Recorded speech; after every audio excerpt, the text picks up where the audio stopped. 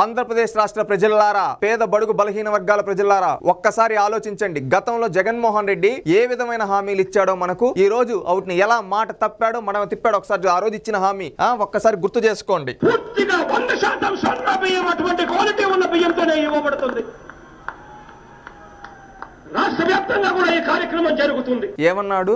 రేషన్లు సన్న బియ్యం ఇస్తాను, ఈ కార్యక్రమం రాష్ట్రం మొత్తం జరుగుతుంది, రాష్ట్రం మొత్తం ఇస్తాం సన్న బియ్యం అన్నారు. జగన్మోహన్ రెడ్డి గారు 5 ఏళ్ళు అయింది. సన్న బియ్యం ఎవరికి ఇచ్చావు? గతంలో సన్న బియ్యం సన్నాసి కొడాలి నాని గారు ఉన్నారు, ఆయన కూడా ఇదే విధంగా చెప్పాడు. ఈ రోజు ఎక్కడిచ్చారు? 5 ఏళ్లలో పేదవాళ్ళకి ఎవరికన్నా సన్న బియ్యం ఇచ్చాడా? ఇవ్వలేదు. కేంద్ర ప్రభుత్వం ఇచ్చే రేషన్ కూడా తానే ఇస్తున్నట్టు డబ్బా కొట్టుకున్నాడు తప్పితే సన్న బియ్యం ఇవ్వలేదు. ఒకప్పుడు రేషన్ లో అనేక రకాల వస్తువులు ఇచ్చేవాళ్ళు. ఏ విధంగా ఇచ్చేవాళ్ళు?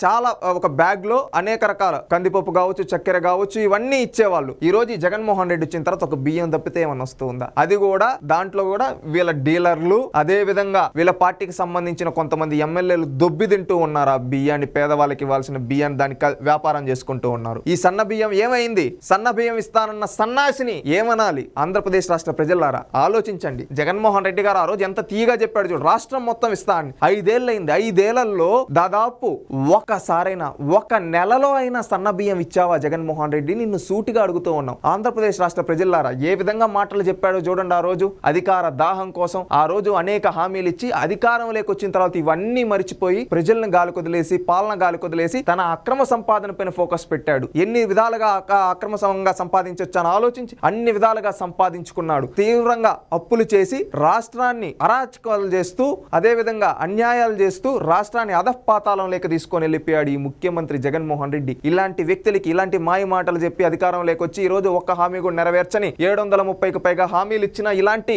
చేతగాని వ్యక్తిని, ఇలాంటి ముఖ్యమంత్రిని ఓడిద్దాం. రాష్ట్ర ప్రయోజనాల కోసం, రాష్ట్ర భవిష్యత్తు కోసం ప్రతి ఒక్కరూ ఈ విధంగా ఆ జగన్మోహన్ రెడ్డి గతంలో ఇచ్చి చేయనటువంటి గుర్తు పెట్టుకోండి. రేపు వచ్చే రోజుల్లో, రానున్న రోజుల్లో ఇలాంటి వ్యక్తుల్ని ఓడించి ప్రజా ప్రభుత్వాన్ని ఏర్పాటు చేసుకుని మన జీవితాలను, మన పిల్లల భవిష్యత్తును బంగారు బాటగా మార్చుకున్నాం. రాష్ట్రం గెలవాలంటే జగన్ పోవాలి అనే నినాదంతో ముందుకెళ్దాం.